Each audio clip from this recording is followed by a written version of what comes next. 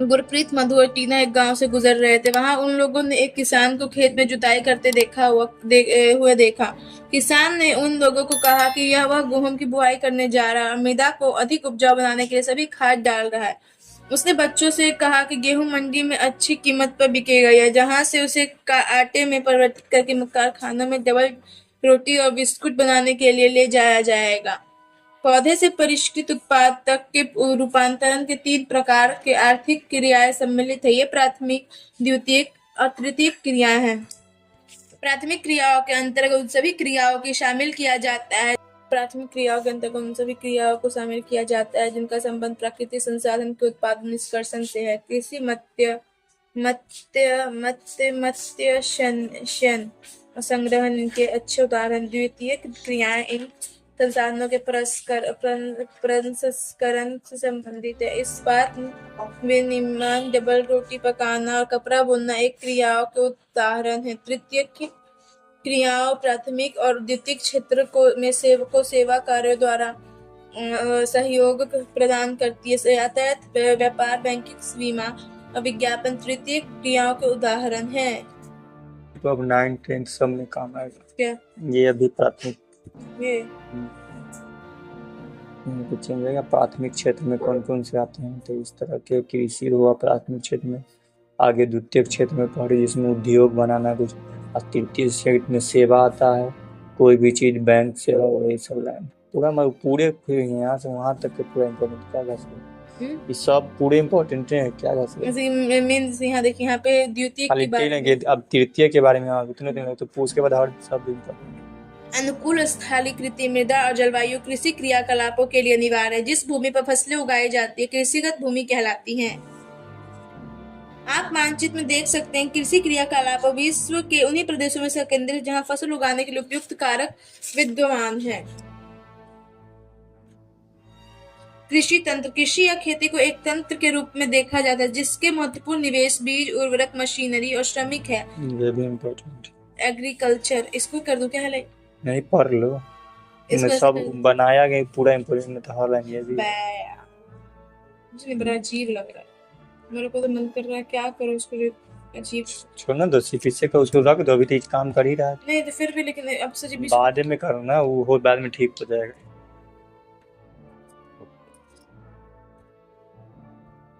Agriculture, कृषि, मृदा की जुताई, फसलों को उगाना, पशुपालन का विज्ञान एवं कला, इसे खेती भी कहते हैं। सेरीकल्चर, रेशम उत्पादन, रेशम के कीटों का वाणिज्यिक पालन या कृषि के आय में पूरक हो जाता है। पीसीकल्चर, तरह से आया कि रेशम के कीटों के अध्ययन को या वाणिज्य के पालन को क्या कहते हैं, इस तरह से।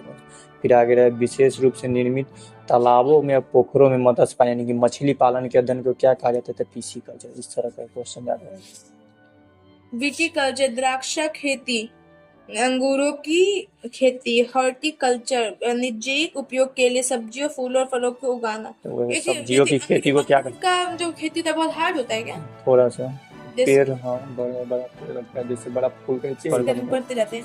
कृषि या खेती को एक तंत्र के रूप में देखा जा सकता है। इसके महत्वपूर्ण निवेश बीज, उर्वरक, मशीनरी और श्रमिक है। जुताई, बुआई, एक बार बिजली चमका था। सिंचाई, निराई, कटाई, इसकी कुछ संक्रियाएं। इस तरह कृषि के प्रकार, विश्व में कृषि विभिन्न तरीकों की जाती है। भौगोलिक दशा, उत्पाद की मांग, श्रम और प्रौद्योगिकी के स्तर के आधार पर कृषि 2 मुख्य प्रकारों में वर्गीकृत की जा सकती है।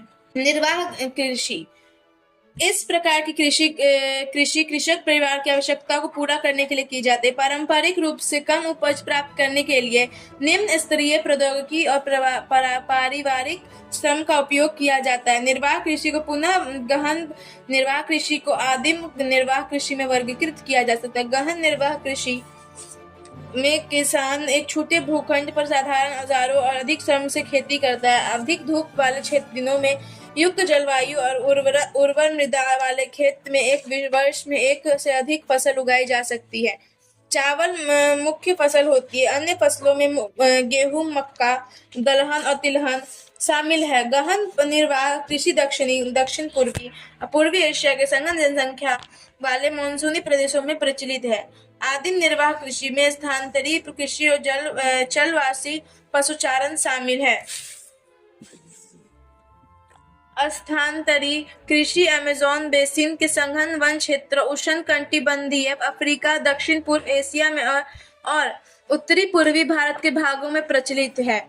ये भारी वर्षा वनस्पति के तीव्र पुनर्जन्म वाले क्षेत्र है। वृक्षों के काटकर और जलाकर भूखंड को साफ किया जाता है, तब राख और को मृदा में मिलाया जाता है तथा मक्का, रतालू, आलू और कसावा जैसे फसलों में उगाया जाता है। भूमि की उर्वरकता की समाप्ति के बाद वह भूमि छोड़ दी जाती है। कृषक नए भूखंड पर चला जाता है। स्थानांतरी कृषि को कर्तन एवं दहन कृषि के रूप में भी जाना जाता है। जलवासी पशुचारण सहारा के अर्ध शुष्क और शुष्क प्रदेशों में, मध्य एशिया और भारत के कुछ भागों जैसे राजस्थान तथा जम्मू और कश्मीर में प्रचलित है। इस प्रकार की कृषि को पशुचारण अपने पशुओं के साथ चारे और पानी के लिए एक स्थान से दूसरे स्थान पर निश्चित मार्गों से घूमते हैं। इस प्रकार की गतिविधि जलवायु बाधाओं और भूभाग की प्रतिक्रिया स्वरूप उत्पन्न होती है। पशुचारक मुख्यतः भेड़, ऊंट, मवेशी, याक, बकरियों पालते हैं। ये पशुचारकों और उनके परिवारों के लिए दूध, मांस, ऊन, खाद और अन्य उत्पाद उपलब्ध कराते हैं।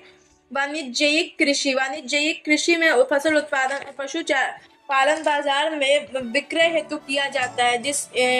इसमें विस्तृत कृषि क्षेत्र, अधिक पूंजी का उपयोग किया जाता है। अधिकांश कार्य मशीनों के द्वारा किया जाता है। वाणिज्यिक कृषि में वाणिज्यिक अनाज कृषि, मिश्रित कृषि और रोपण कृषि शामिल है। वाणिज्यिक अनाज कृषि में फसलें वाणिज्यिक उद्देश्य से उगाई जाती है। गेहूं और मक्का सामान्य रूप से उगाई जाने वाली फसलें हैं। उत्तर अमेरिका, यूरोप और एशिया के शीतोष्ण घास के मैदान वाणिज्यिक अनाज कृषि के प्रमुख क्षेत्र। ये क्षेत्र सैकड़ों हेक्टेयर के बड़े फार्म में युक्त विरल आबादी होते हैं। अत्यधिक ठंड वर्धन काल को बाधित करती है और केवल एक ही फसल उगाई जा सकती है। मिश्रित कृषि में भूमि का उपयोग भोजन के चारे की फसल उगाने और पशुधन पालन के लिए किया जाता है। यह यूरोप, पश्चिम संयुक्त राज्य अमेरिका और अर्जेंटीना, दक्षिण पूर्वी ऑस्ट्रेलिया, न्यूजीलैंड और दक्षिण अफ्रीका में प्रचलित है। क्या आप जानते हैं स्थानांतरी कृषि विश्व के विभिन्न भागों में विभिन्न नामों से जानी जाती है? झूमिंग उत्तर पूर्वी भारत, मिल्पा मैक्सिको, मध्य अमेरिका, रोका ब्राजील, लंदांग मलेशिया। ये क्वेश्चन ऐसे रहेगा कि भारत में कृषि को किस नाम से जानता है? झूम कृषि। और मैक्सिको के तो मिल्पा, ब्राजील में रोका, लंदांग मलेशिया। खेती का नाम, कृषि का नाम रोपण कृषि वाणिज्यिक कृषि का एक प्रकार है जहां चाय, कहवा, काजू, रबर, केला अथवा कपास की एकल फसल उगाई जाती है। इसमें बहुत पैमाने पर श्रम और पूंजी की आवश्यकता होती है। उत्पाद और प्रसंस्करण खेतों पर ही या निकट के कारखानों में किया जा सकता है। इस प्रकार इस कृषि परिवहन जाल की विकास अनिवार्यता होती है। रोपण कृषि के मुख्य क्षेत्र विश्व के उष्ण कटिबंधीय प्रदेशों में पाए जाते हैं। मलेशिया में रबर, ब्राजील में कहवा, भारत और श्रीलंका में चाय इसके कुछ उदाहरण हैं। मुख्य फसलें बढ़ती हुई जनसंख्या की आवश्यकताओं को पूरा करने के लिए विविध प्रकार की फसलें उगाई जाती हैं। फसलें कृषि आधारित उद्योगों के लिए भी कच्चे माल की आपूर्ति करती है। गेहूं, चावल, मक्का और बाजरा मुख्य खाद्य फसलें हैं। जूट और कपास रेशेदार फसलें हैं। चाय और कहवा मुख्य पेय फसलें हैं। चावलिया विश्व की मुख्य खाद्य फसलें हैं। यह उष्ण कटिबंधीय और उपोष्ण कटिबंधीय प्रदेशों का मुख्य आहार है। चावल के लिए उच्च तापमान, अधिक आर्द्रता एवं वर्षा की आवश्यकता होती है। यह फसलें चिकायुक्त जलोढ़ मृदा जिसमें जल रोकने की क्षमता में सर्वोत्तम ढंग से बढ़ती है। चीन चावल उत्पादन में अग्रणी है। इसके बाद क्रमशः भारत, जापान, श्रीलंका, मिस्र है। अनुकूल जलवायु दशाओं जैसे पश्चिमी बंगाल और बांग्लादेश में एक वर्ष में 2 से 3 फसलें उगाई जाती हैं।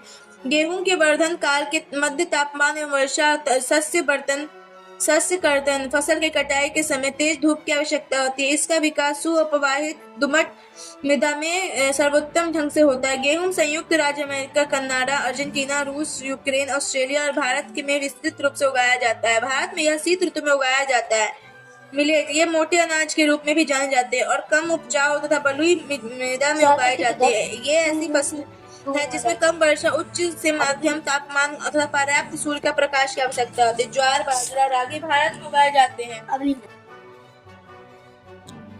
मक्का, इसके लिए मध्यम तापमान, वर्षा, अत्यधिक धूप की आवश्यकताएं होती है। इसे सुअपवाहित उपजाऊ मृदा की आवश्यकता होती है। मक्का उत्तर अमेरिका, ब्राजील, चीन, रूस, कनाडा, भारत और मेक्सिको में उगाई जाती है। कपास, इसकी वृद्धि के लिए उच्च तापमान, हल्की वर्षा, 200 से 210 पाला रहित दिन और तेज चमकीली धूप की आवश्यकता होती है। यह काली और जलोढ़ मिट्टी में सर्वोत्तम उगती है। चीन, संयुक्त राज्य अमेरिका, भारत, पाकिस्तान, ब्राजील और मिस्र कपास के अग्रणी उत्पादक है। यह सूती वस्त्र उद्योग के लिए एक महत्वपूर्ण कच्चा माल है। पटसन, इसको सुनहरा रेशा के रूप में भी कहा जाता है। इसे जलोढ़ मिट्टी में अच्छे ढंग से विकसित किया जा सकता है। इसे उच्च तापमान, भारी वर्षा और आर्द्र जलवायु की आवश्यकता होती है। यह फसल उष्ण कटिबंधीय क्षेत्र में उगाई जाती है। भारत और बांग्लादेश पटसन के अग्रणी उत्पादन है।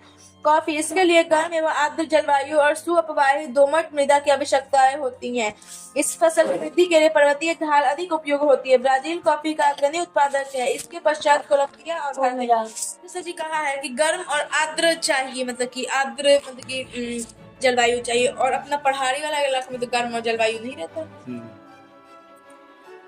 तो आर्द्र के मतलब ये था नमी रहे, पानी वाला रहे। गर्म के मतलब क्लाइमेट था गर्मी सा रोचक तथ्य, कॉफी के पौधे की खोज किसने की? कॉफी की खोज के विषय में विभिन्न कहानियां प्रचलित हैं। लगभग 850 ईस्वी में कलादी नाम के एक अरबवासी जो बकरी चराने वाले था, अपनी बकरियों के अनेक उछल कूद और हरकतों को देखकर परेशान था। एक दिन उसने उस सदाहरित पौधे की फलियों को चख कर देखा, जिन्हें उसकी बकरियां प्रतिदिन खाया करती थी। उसने आनंद के भाव का अनुभव करने के बाद अपनी खोज में संसार को बताया। सर जी, तो उस टाइम हो सकता है कि मे भी अगर वो जहर रहता तो बकरी खा रहा नहीं ना, कुछ हुआ था, तो उसके अंदाज से इतना समझ गई नहीं कि बकरी चराने वाला ने कॉफी का खोज किया। चाय बनाने वाला प्रधानमंत्री बन गया।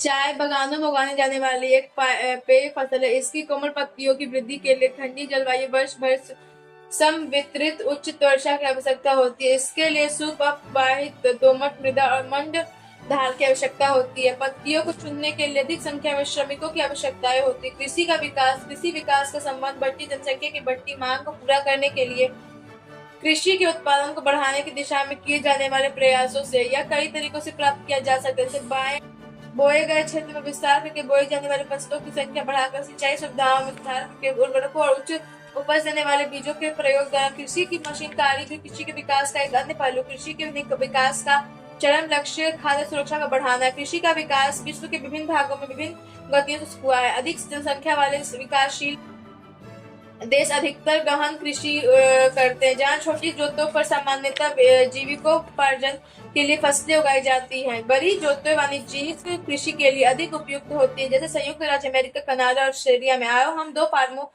एक भारत और दूसरे संयुक्त राज्य अमेरिका के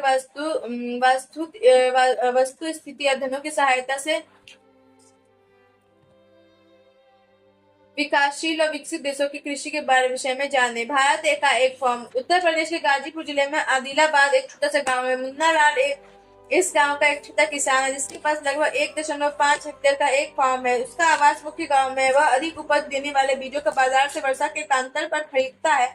उसकी भूमि उर्वर है और वह वर्ष में कम से कम 2 फसलें, सामान्यतः गेहूं और चावल और दालें उगाता है। किसान अपने मित्रों और बुजुर्गों के साथ साथ सरकारी कृषि अधिकारियों से कृषि कार्यों के संबंध में सलाह लेता है। वह अपने खेत में जुताई करने के लिए भाड़े पर ट्रैक्टर लाता है, यद्यपि उसे कुछ मित्र अही बैलों से खेतों को जोतने की परंपरागत विधि का प्रयोग करते हैं। समीप के खेत में एक नलकूप है, जिसे वह अपने खेत की सिंचाई के लिए भाड़े पर लेता है। मुन्ना लाल के पास दो भैंस और कुछ मुर्गियां भी है। वह निकट के शहर में स्थित सहकारी भंडार में दूध बेचता है। वह वहाँ का एक सदस्य सहकारी सीमित उसके जानवरों के लिए चारे के प्रकार पशुधन की स्वास्थ्य की सुरक्षात्मक उपयोग और कृत्रिम गर्भाधारण के संबंध में भी सलाह देती है। कृषि के विविध कार्य परिवार के भी सदस्य उसकी सहायता करते। कभी भी वह कहीं भी बैंक के कृषि सहकारी समिति से बीजों की उच्च उपज वाली किस्मों औजारों को खरीदने के लिए ऋण लेता है। वह अपने उत्पाद को निकट के शहरों में स्थित मंडी में बेचता है। अधिकांश किसानों के पास भंडार सुविधाओं की कमी होती है, इसके लिए वे बाजार के अनुकूल न होने पर भी उसे अपने उत्पादों को बेचने के लिए विवश हो जाते हैं। हाल में ही के वर्षों में सरकार ने भंडारण की सुविधाओं के विकास के लिए कुछ कदम उठाए हैं। संयुक्त राज्य अमेरिका का एक फॉर्म। संयुक्त राज्य अमेरिका में एक फॉर्म का औसत आकार भारतीय फॉर्म की तुलना में बहुत बड़ा होता है। संयुक्त राज्य अमेरिका में एक प्रारूपिक फॉर्म का आकार 250-250 हेक्टेयर होता है। किसान सामान्यतः फॉर्म में रहता है। मक्का, सोयाबीन, गेहूं और चुकंदर वहां उगाई जाने वाली कुछ महत्वपूर्ण फसलें। संयुक्त राज्य अमेरिका के मध्य पश्चिम में स्थित आयोवा राज्य के एक किसान जो होरन के पास 300 हेक्टेयर भूमि है, वह अपने खेत में मक्का तब उगाता है जब वह आश्वस्त हो कि मृदा और जल संशोधन की एक फसल की आवश्यक को पूरा कर देंगे। फसल को नुकसान पहुंचाने वाले पीड़कों का नियंत्रण के लिए पर्याप्त उपाय किए जाते। समय समय पर वह मृदा के नमूनों को मृदा परीक्षण प्रयोगशालाओं में जांच के लिए भेजता है कि उसमें पर्याप्त पोषक है या नहीं। ये परिणाम जो होरन वैज्ञानिक उर्वरक कार्यक्रम को योजना बनाने में मदद करता है, उसके कंप्यूटर उपग्रह को जोड़ा हुआ है जो उसे उसके खेत की यथार्थ तस्वीर देता है। यह रासायनिक उर्वरकों और पीड़कनाशी का आवश्यकता अनुसार प्रयोग करने में उसकी मदद करता है। यह ट्रैक्टरों, बीज बोने की मशीनों और समतल संयुक्त हार्वेस्टर और थ्रेशर का उपयोग कृषि संबंधी विविध प्रक्रियाओं में करता है। क्या आप ये पूछने वाले थे? रुक जाइए। संबंधी विविध संक्रिया में करता है। अनाज स्वचालित अन्न भंडारण में संचित किए जाने अथवा बाजार अभिकरणों, मार्केट एजेंसियों में भेजे जाते हैं। संयुक्त राज्य अमेरिका के किसानों में एक व्यवसायी की तरह काम करता है, न कि एक खेतिहर किसान।